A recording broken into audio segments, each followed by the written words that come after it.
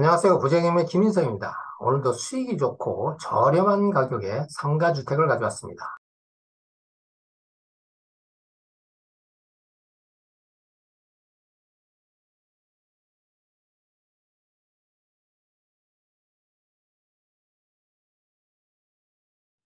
법원 경매 정보지로 사건을 검색해 보겠습니다.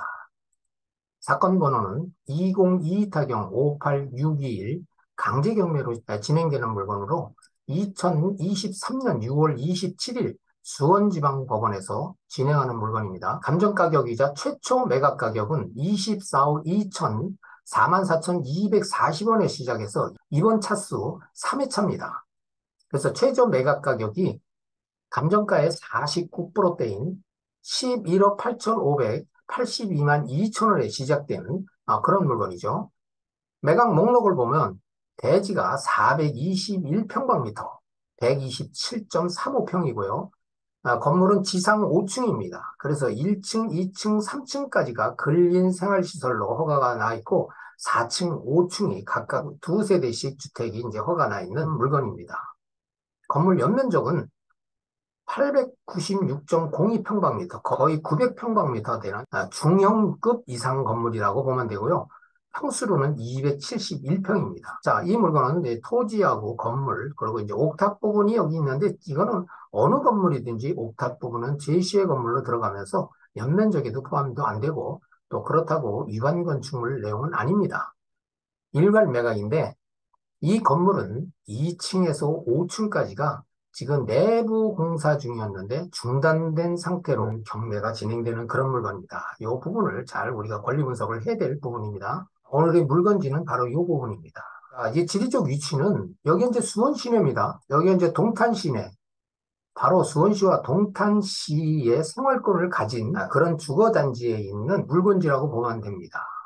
또 주변에는 산단들이 많습니다. 여기도 이제 화성 일반 산업단지, 또 수원하면은 삼성전자가 있지 않습니까? 주택 매매나 임대 수요가 있는 오늘의 물건지가 되겠습니다. 자, 바로 이 물건입니다. 지상 5층 건물, 아주 큰 건물입니다. 오늘의 물건 소재지는 경기도 화성시 병점4로 79, 진안동 860-13번지에 소재하는 지상 5층 건물입니다. 건물 현황을 보면 1층에 커피숍, 미용실, 옛날 국수 이렇게 점포 3개가 지금 성업 중에 있고요.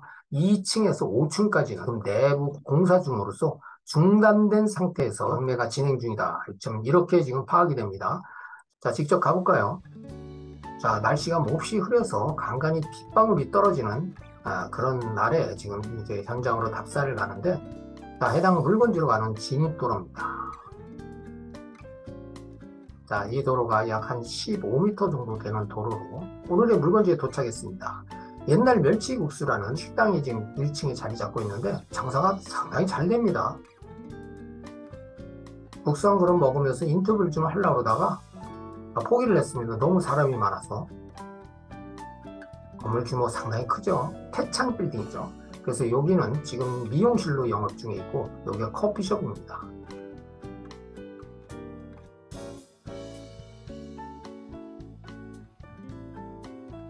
건물과 건물 사이에도 지금 공간이 넓어서 주차를 6대를 지금 확보를 할 수가 있고요. 건물 뒤편도 아주 깨끗하고 넓습니다. 자, 건물 안으로 들어가 볼까요? 출입문을 열자마자 왼쪽으로 벌써 공사 자재들이 쌓여 있고요.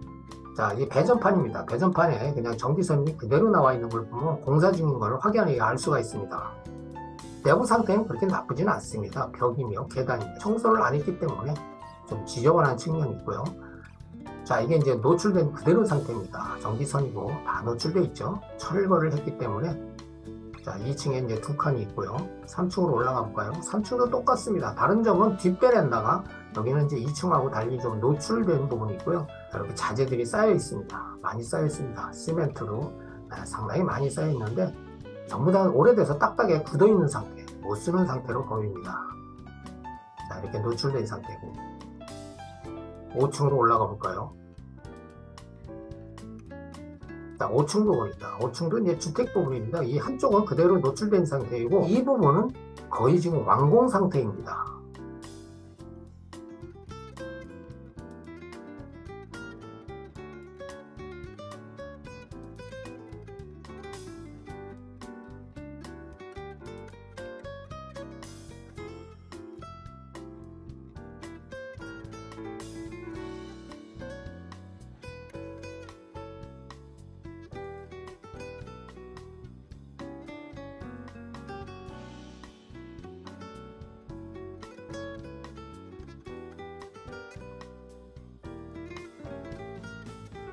옥상이죠. 옥상에는 이제 우레탄 방수가 안 돼 있고 재물 방수네요.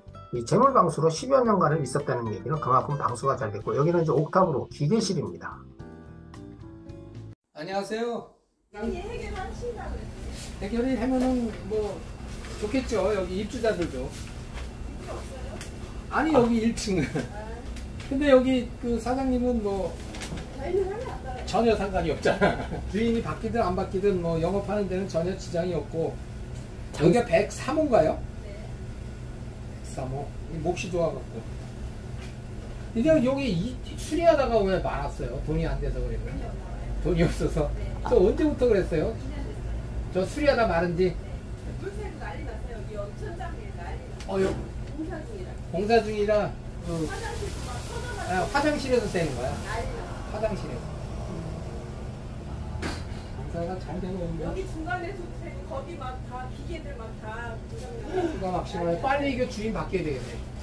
빨리 바뀌어야 돼. 아, 빨리 바뀌어서 저 수리를 하면 주인이 빨리 해야 된다. 공사 수독된 지 2년인데 공사업자들도 돈을 못 받았을 거 아니에요. 못 받아서 안 해죠. 못 받았으니까. 네. 아, 오늘 잘 들었습니다. 잘 해결되실 거예요. 지금까지 현장 답사를 통해서 건물 상태를 확인해 봤습니다. 감정평가 시점은 2022년 5월 17일자에 감정을 했고요. 토지는 평당 1296만 원에 평가를 했고, 건물은 평당 287만 원에 평가를 했습니다. 건물이 좀 낮게 평가한 그런 부분이 보이면서 24억 2천 44,240원에 지금 최초 매각 가격으로 시작된 것을 이제 감정평가서에서 확인이 되죠. 건축물 관리대장입니다. 건축물 관리대장에 지상 5층 건물로 1층에서 3층까지 근린, 4층에서 5층까지 각각 2가구씩에서 4가구가 건축 허가가 난 것을 이렇게 확인이 되고요. 사용 승인일은 2009년 4월 3일, 한 14년 정도 된 건물로 건물 상태가 상당히 양호합니다. 자, 이 물건을 자세히 훑어보면 이 물건은 2009년도 6월 16일자, 그러니까 사용 승인을 받자마자 용도 변경과 가구수 증설로 인해서 위반 건축물로 지정돼 있던 상태입니다. 그래서 이렇게 지정을 받고 한 10여 년간을 임대 수익 중에 있다가 2021년 5월 달에 내부를 원상복귀를 하고 전부 다 철거를 했기 때문에 위반 건축물을 해제를 한 그런 내용이 여기에 확인이 됩니다. 등기부 등본입니다. 자, 오늘의 물건은 2009년 4월 17일자 매매를 통해서 취득해서 10여 년간을 임대 수익 중에 있다. 지금 경매로 나온 물건으로 등기부등본상의 권리를 이제 분석을 해보면 2022년 5월 4일자에 408호 임차권자의 외임차인이 강제경매 개시 결정을 했습니다. 강제경매가 2건이 지금 병합되어 있는 그런 상태고, 여기 청구 금액이 6,435만 7천 807원밖에 안 됩니다. 상당히 적은 금액이죠, 청구 금액이. 자, 압류가 2건이 있습니다. 화성시에. 근저당이 1건이 있는데, 채권 최고액 하나은행에 6억 원으로, 이 근저당권이 이제 말소 기준 권리가 됩니다. 임차권도 5건이나 설정돼 있습니다. 말소 기준 권리 소멸과 동시에 모두 소멸돼서 인수되는 권리가 없다.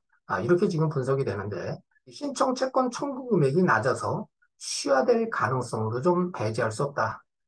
이렇게 지금 분석이 되는 물건입니다. 임차인 권리 분석을 해보겠습니다. 최선순위 설정 일자라고 표기된 부분이 우리가 흔히 얘기하는 말소 기준 권리인데 2009년 5월 15일자에 근저당권이 말소 기준 권리고, 이 근저당권 접수 일자와 임차인들의 전입신고일 또 점포의 사업자 등록 신청일과 비교를 해서 우리가 대항력 유무를 이제 분석을 합니다. 해당 물건은 강제경매 개시 결정이 2022년 5월 4일자에 이제 시작이 된 물건으로 강제경매 개시 결정 전부터 여기에 전입이 돼 있는 그런 임차인들이죠. 자, 여기 이제 임차권 설정권자가 이제 5명이 임차가 돼 있고, 지금 전입해서 거주하고 있는 임차인들은 단 한 세대도 없죠. 이 물건에는 전입자가 전부 대항력 없는 임차인입니다.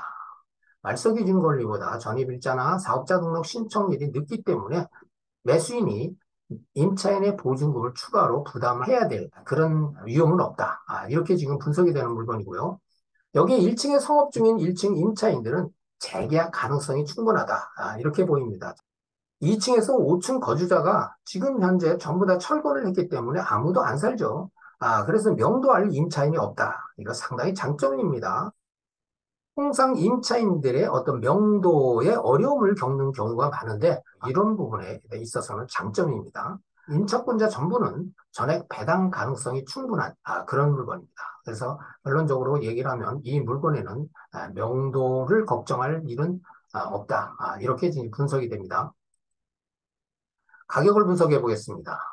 오늘 분석하는 물건은 바로 이 물건이죠. 바로 옆에 있는 건물이네요. 코너에 있는 건물이고 이 건물도 코너에 있는 건물.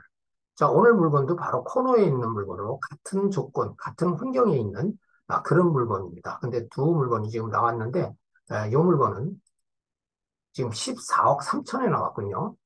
자, 이 물건은 43억. 여기도 볼까요? 코너에 있는 건물들은 아니기 때문에 이런 건물들하고 이 코너에 있는 건물들하고는 가격 차이가 좀 납니다. 평당 가격도 많이 차이 나죠. 자, 여기 이제 17억 3천만 원에 나왔고 여기는 26억 3천만 원. 여기도 물건 볼까요? 20억 4천만 원.